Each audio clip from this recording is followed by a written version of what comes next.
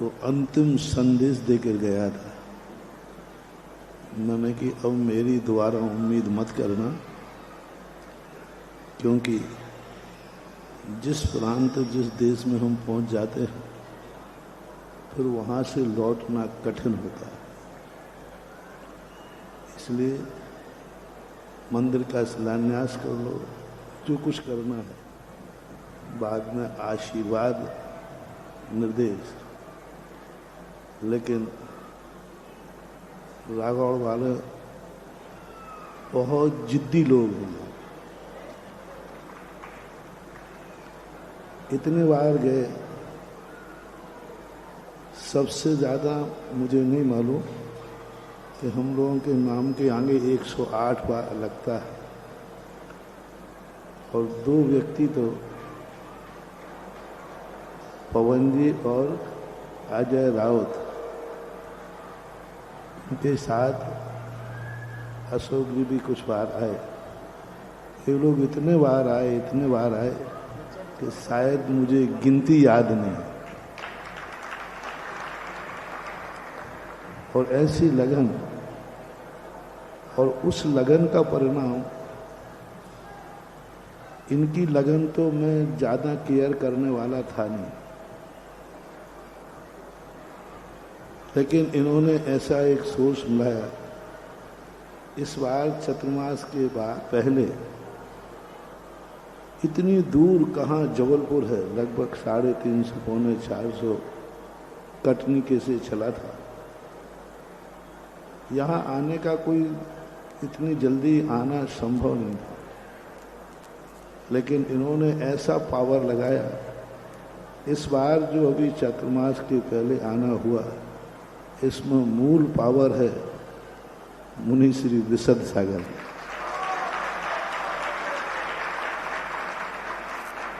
तुम लोगों को तो हम चकमा दे देते हैं, श्रावक लोग तो आते ही रहते हैं, और लेकिन विशद सागर जी ने जो राघवगढ़ की सिफारिश की, राघवगढ़ की परिस्थितियों से अवगत कराया, और बीच बीच में भी हम गर्मी के प्रकोप, तो बीच बीच में इन्होंने फिर उत्साहित किया।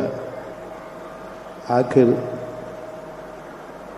जो आप लोगों ने पावर लगाया और मुनि श्री की विशद सागर की कारण से राघवगढ़ में आज उपलब्ध तुम कर पाए। और जब राघवगढ़ का उत्साह देखा तो इस बार एक शील्ड घूम रही है आगवानी की। कटनी से घूमना शुरू हुआ तो जहां जाता हूं हर आगवानी प्रथम होती है। जहां जाता हूं वहां के लोग यही कहते हैं, लोग देखने वाले कहते हैं कि ऐसी आगवानी प्रथम। लेकिन जैसे ही मैं आगे बढ़ता हूं वह आगवानी सेकंड हो जाती है। और आज अभी तक के सारे उत्सवों में राघवगढ़ आगवानी में प्रथम आ गया।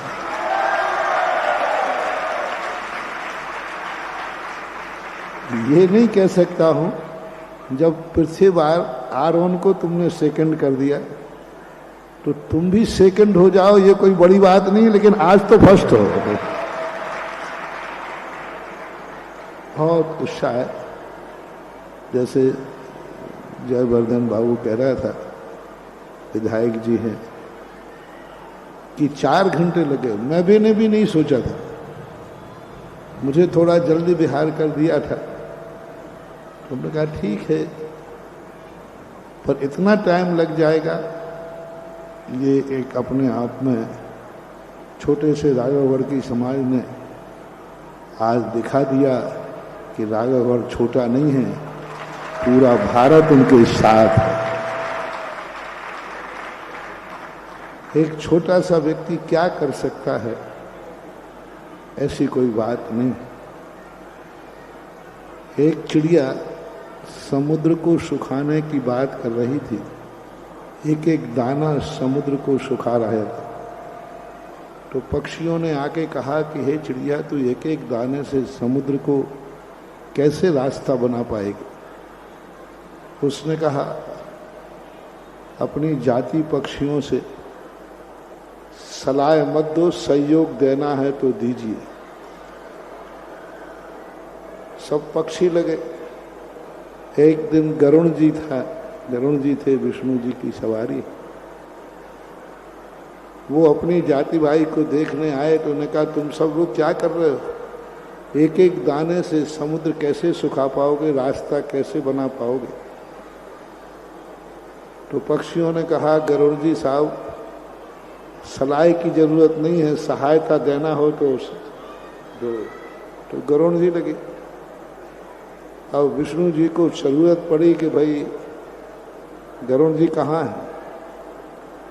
तो गरुड़ जी देखा तो वो अपने पक्षियों के साथ सहयोग कर रहे। विष्णु ने कहा, क्या कर रहे हो तुम लोग? तो गरुड़ जी ने कहा, साहब, सलाह की जरूरत नहीं है, सहयोग देना हो तो दे दो। परिणाम ये हुआ कि विष्णु जी भी साथ में लग गए और रास्ता बन गया।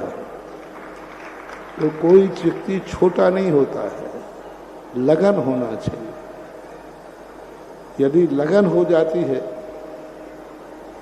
तो छोटा सा राघवगढ़ भी एक दिन सारी शक्तियों को भी राघवगढ़ में बुला सकती है। लगन की बात है।